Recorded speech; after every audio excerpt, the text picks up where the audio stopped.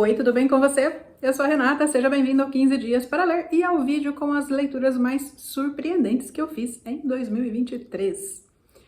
No vídeo anterior, quando eu comentei sobre as minhas decepções, eu disse que aqueles não eram os piores livros que eu tinha lido e fica aqui a mesma recomendação. Este aqui também não é um vídeo sobre as minhas melhores leituras. A propósito, o vídeo com os favoritos de 2023 é o próximo. Eu falo aqui hoje sobre aqueles livros que são muito diferentes do que eu esperava, ou até mesmo aqueles que foram maravilhosos e dos quais eu não esperava nada. Aquele tradicional, eu não esperava nada e ele entregou tudo. Muito que bem. E eu já começo com um grande livro em todos os sentidos, um verdadeiro calhamaço, que é David Copperfield, do Charles Dickens. Eu li essa edição da Penguin, que eu achei maravilhosa. Eu deixarei o nome do tradutor aqui, como sempre. E assim, por que esse livro me surpreendeu? Eu tinha pouco interesse por essa obra, então eu nunca tinha lido sinopses, resenhas com muito cuidado. Eu imaginava que era um livro inteiro sobre um garoto órfão tentando sobreviver na época da Revolução Industrial.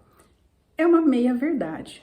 Na verdade, nós temos aqui um romance de formação que acompanha o David Copperfield desde a sua infância, ali uns 4, 5 anos, até a sua maturidade. E é um livro narrado em primeira pessoa pelo próprio David, já idoso, relembrando as passagens de sua vida. Eu gostei demais da forma como o autor cria diálogos muito compatíveis com a idade, né, com cada fase que o David passa. Em alguns momentos esse livro fica um pouco mais enfadonho, mas são fases da vida em que a gente fica mesmo meio chatinho, como, por exemplo, a época de primeiro amor, né, que a gente fica naquela sanha, né, de só pensar na pessoa amada. Tem uma época aí do livro que o David fica assim, só que é normal. Então eu achei que isso, na verdade, é um mérito.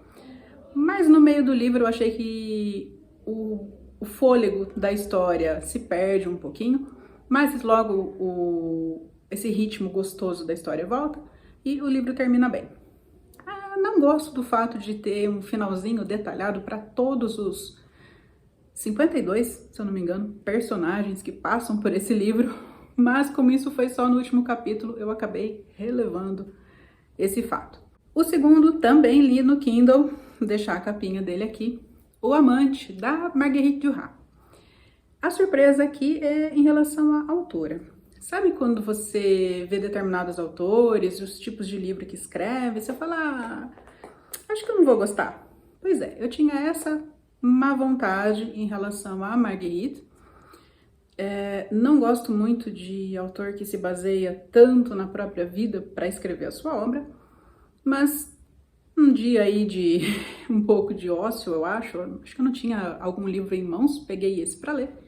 E gostei muito, eu fui fisgada nos primeiros parágrafos. A narrativa da Marguerite Duras é impecável. Ela escreve muito bem e ela narra de forma muito bonita alguns acontecimentos que são muito tristes, na verdade. E, claro, essa obra tem um quê de autobiográfico que deixa tudo mais triste ainda.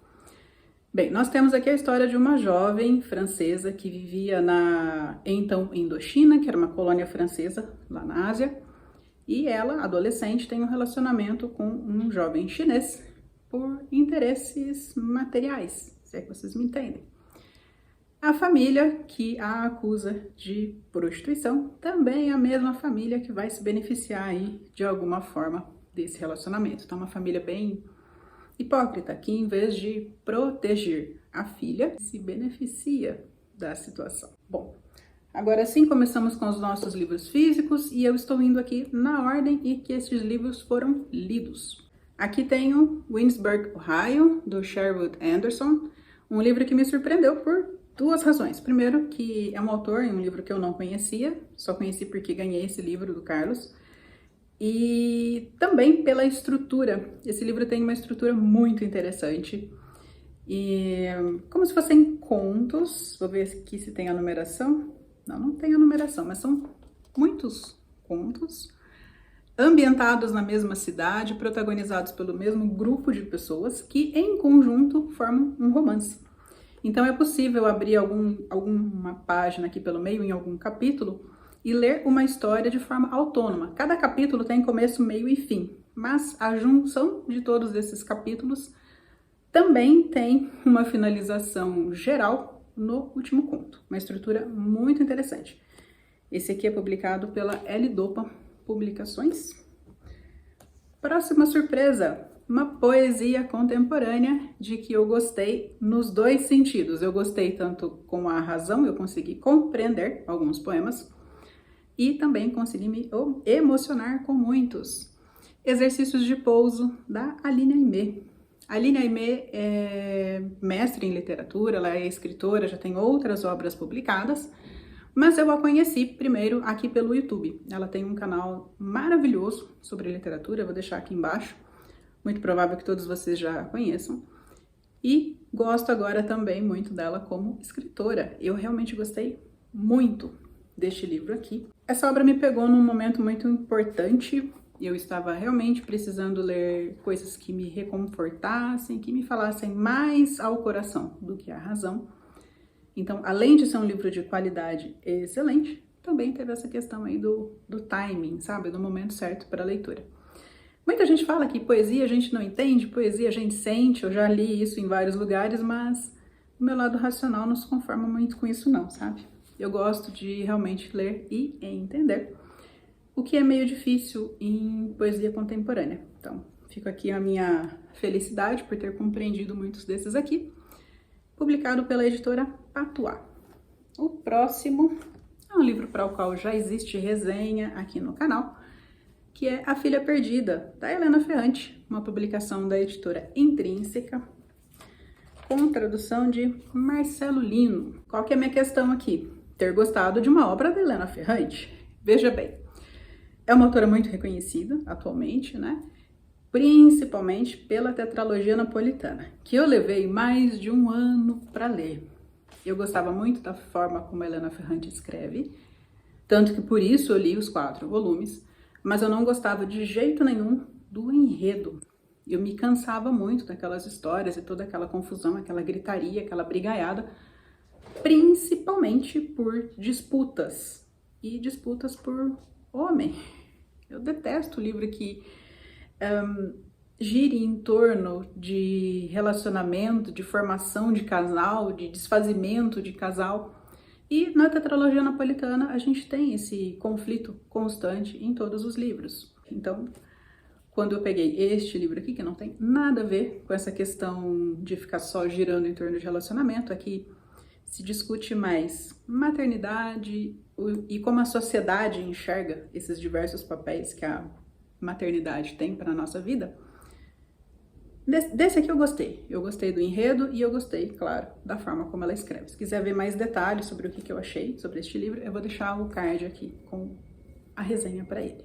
Próximo livro vem bem a calhar por estar em sequência aqui da obra da Helena Ferrante, que é Copo Vazio, da Natália Timmerman, uma autora nacional.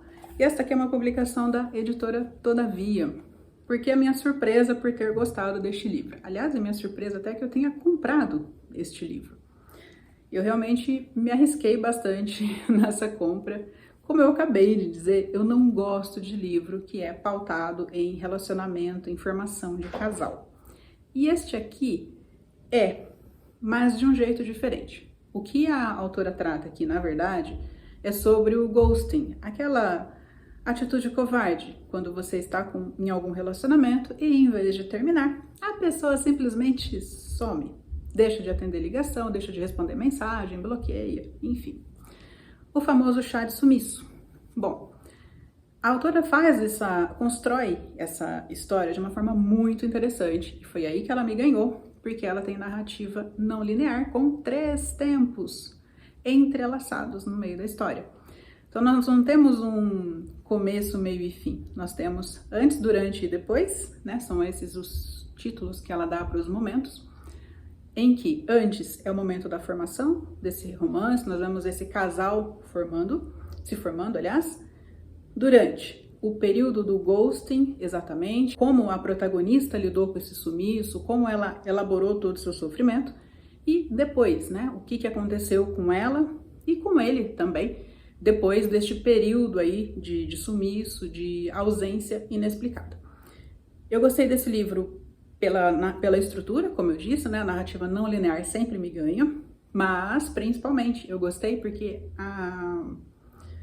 a vítima do ghosting, embora vítima, não é colocada como uma santinha, como uma coitada. Em várias passagens desse livro é perfeitamente possível ficar com raiva dela, pela forma como ela atropela os próprios princípios em nome desse amor, que na verdade é muito mais uma obsessão que ela passa a desenvolver aí por esse rapaz. Um livro muito bem construído, eu gostei demais. Próximo, nós temos aqui, também me interessou muito pela forma, que é o Correio Noturno, da Hoda Baraka. Esse livro é formado por cartas não entregues, escritas por pessoas que não se conhecem. Mas algumas dessas cartas mencionam passagens acontecidas em outras cartas. Cada escritor não se conhece, mas eventualmente soube de um ato de algum deles, ou encontrou algum objeto que pertenceu a algum deles, coisas desse tipo. E no final nós temos um capítulo que entrelaça essas cartas todas e nós entendemos o que aconteceu, né, para essas cartas não terem chegado ao seu destinatário. Gostei muito, foi o primeiro livro que eu li da editora Tabla, e esta aqui é uma publicação traduzida por Safa Jubran. Estava indo em ordem de leitura e acabei pulando um, olha só. Antes do Correio Noturno teve A Polícia da Memória, da Yoko Ogawa, que sinceramente eu fiquei na dúvida se eu colocaria aqui como surpresa ou como decepção, porque o livro é muito diferente do que eu esperava e eu ainda estou decidindo se eu gostei ou não da mudança brusca de ritmo nessa história. E é a segunda vez que a Yoko Ogawa me deixa em dúvida sobre a obra dela. Tem um livro dela que eu amo, que é A Fórmula Preferida do Professor, e tem um outro que até hoje eu não sei se eu gosto ou não daquele livro. Vou deixar o nome dele aqui que eu esqueci. Aí eu pensei, bom, vou ler um terceiro livro para tirar minhas conclusões sobre essa autora, né? E ela me deixa mais uma vez nesse impasse. Então eu começo a gostar dela simplesmente porque ela confronta as minhas certezas. Essa história aqui é muito peculiar. Ela começa num ritmo muito calmo, muito tranquilo. E no meio, de repente, ela dá uma guinada, ela vira quase que um thriller. Então é uma mudança muito brusca, muito repentina, para a qual eu não estava preparada. Mas eu gosto muito do enredo dessa história. E por isso eu decidi colocá-la aqui como surpresa e não como decepção, apesar dessa ambiguidade de sentimentos pela obra. Em linhas bem gerais, nós temos aqui uma sociedade em que alguns conceitos ou objetos precisam, por determinação, deixar de existir. Como assim? Se houver a determinação para a eliminação da memória de um passarinho específico, por exemplo, todos esses passarinhos precisarão sumir, todas as imagens, representações, textos que falem sobre esse passarinho irão desaparecer também. Essa é uma das atuações da Polícia da Memória, né? Recolher essas impressões sobre o que deve desaparecer. E as pessoas também devem se esquecer desta coisa, desse conceito, no caso aqui do exemplo, deste passarinho. Obviamente que algumas pessoas fogem a essa curva, né? Por isso, né, tem a outra atuação da polícia, que é controlar este esquecimento. Então, é uma premissa muito diferente, muito particular.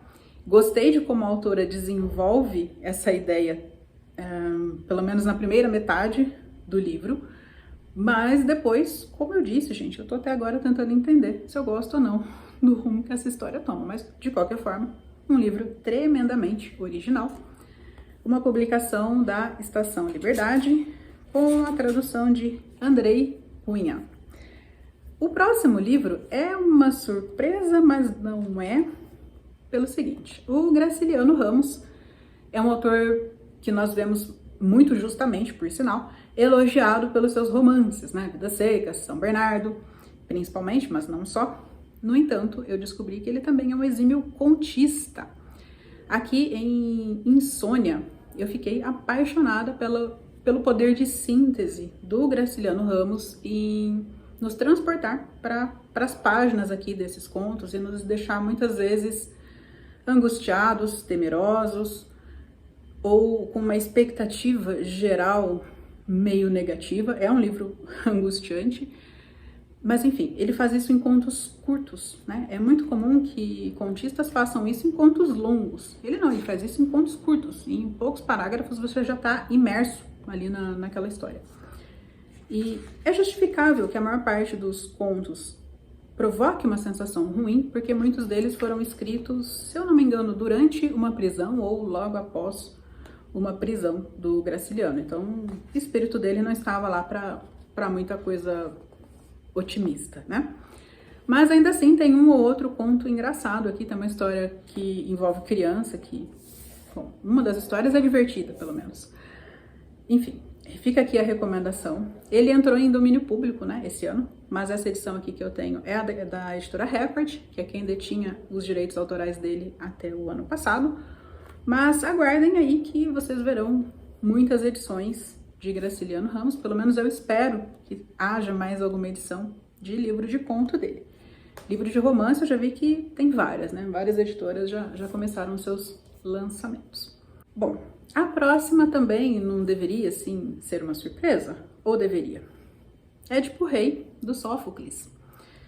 Eu tinha, claro, noção do que era essa história, só que eu tinha uma visão, assim, bem limitada. Sabia o básico, que era o livro sobre o rapaz que inadvertidamente casou-se com a própria mãe. Sabia só isso. Só que, gente, embora pequenininho assim, esse livro é muito mais do que isso. Como isso aconteceu e quais foram as consequências disso? Pois é, eu não sabia especialmente do como isso aconteceu, do que aconteceu depois com o Édipo. Eu tinha uma noção por ter lido outras obras aqui que fazem parte da trilogia tebana, mas assim, eu li na faculdade, acho que foi a Antígona, então foi fazia muito tempo, eu tinha uma vaga noção ali de que o Édipo passava por uns maus bocados no final da vida, mas qual era o impacto dessa descoberta de que a Jocasta era a mãe dele e como isso foi tratado ali no reino, eu não sabia. Gente, que livro bom, viu? É uma história que a gente acha que todo mundo conhece, mas não, pelo menos eu não conhecia. Essa aqui é uma edição da editora Zahar, com a tradução de Mário da Gama Uri. Ano passado foi um ano de muitos livros nacionais, eu venho aqui com mais um livro nacional de contos, esse aqui que também me surpreendeu muito, Essa Coisa Brilhante, que é A Chuva, da Cíntia Moscovitch. Ao contrário, lá do Insônia, do Graciliano Ramos, que tinha um tom geral bem triste, bem trágico, esse aqui tem um tom geral muito agradável, muito gostoso de se ler. Tem um ou outro conto aqui que é mais sério, sim, mais triste até, mas de um modo geral são contos muito focados na vida cotidiana. Então a autora parte aqui de acontecimentos muito prosaicos de uma família ou de um grupo de amigos para nos falar sobre temas universais, como amizade, amor, a própria formação familiar, os nossos valores, os nossos sonhos, planos. Então eu amei o tom geral desse livro e também foge um pouco daquela tendência da literatura contemporânea brasileira de falar muito sobre tragédia, né? De focar apenas em tragédia. Gostei demais, especialmente por ela sair desse lugar comum da violência, do sofrimento em todas as páginas. Muito que bem. Caminhando aqui para as minhas últimas surpresas, eu venho com A Tentação do Impossível. Opa, o marcador fugindo. A Tentação do Impossível, do Mário Vargas Llosa, que é um livro, teoricamente, sobre os miseráveis. Já explico o porquê do teoricamente. Aqui, o Mário Vargas Llosa compartilha a visão dele como leitor de Os Miseráveis. Ele conta como foi a sua primeira experiência lá na adolescência, ainda muito jovenzinho.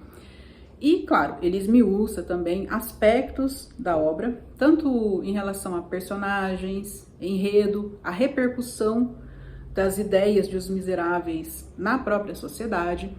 Enfim, ele faz toda essa análise também, claro, com um olhar mais crítico, né? como um estudioso já de literatura e um estudioso muito experiente. Por que eu falei que ele é teoricamente sobre Os Miseráveis? Porque ele acaba expandindo os horizontes, não só dessa obra, mas também do papel da literatura de um modo geral.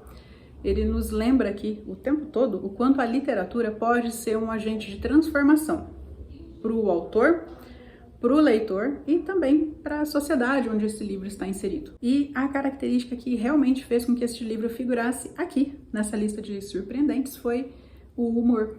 O Lhosa não faz aqui um tratado sério, chato, enfadonho.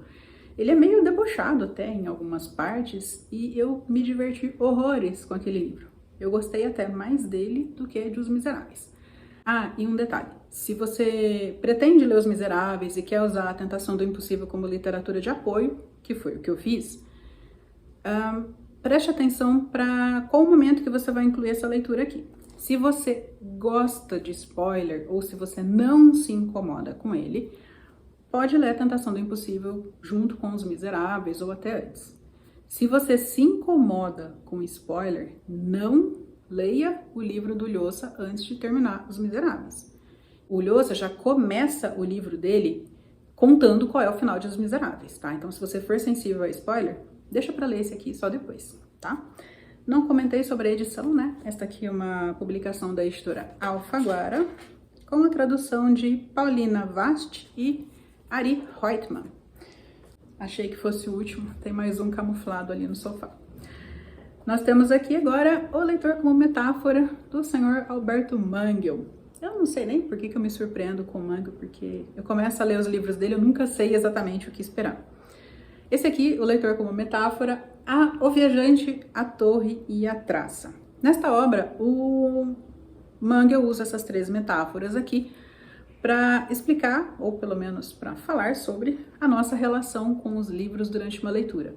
Então, tem a nossa capacidade de estar em outros mundos durante essa leitura, por isso o viajante, a traça, ou seja, aquele que devora, e a torre de marfim, aquela sensação de alheamento ao mundo durante uma leitura. Eu me surpreendi pela quantidade de dados históricos que o Mangel traz aqui. Na maior parte dos livros dele, eu me emociono, né? O Mangel fala sobre o leitor com muito carinho, sobre o leitor e sobre a experiência de leitura, né? Com muito carinho. E, embora nos outros livros ele traga também muitas referências históricas, bibliográficas, nesse aqui, gente, é demais. A quantidade de referência que tem aqui é para deixar qualquer um louco. Eu desisti de fazer muita marcação nele no começo da leitura. Numa segunda leitura, eu acho que eu vou aproveitar essa obra e eu vou conseguir ir atrás de mais referências que ele traz aqui. Esse livro é riquíssimo em fontes para falar justamente sobre isso, né? Sobre a história do livro, a história da produção do livro, como se lê, o que se esperava de determinados leitores e uma infinidade de subtemas derivados aí desses grandes temas do livro. Ah, não falei a edição. Essa aqui é uma publicação da edição Sesc, com tradução de José Geraldo Couto.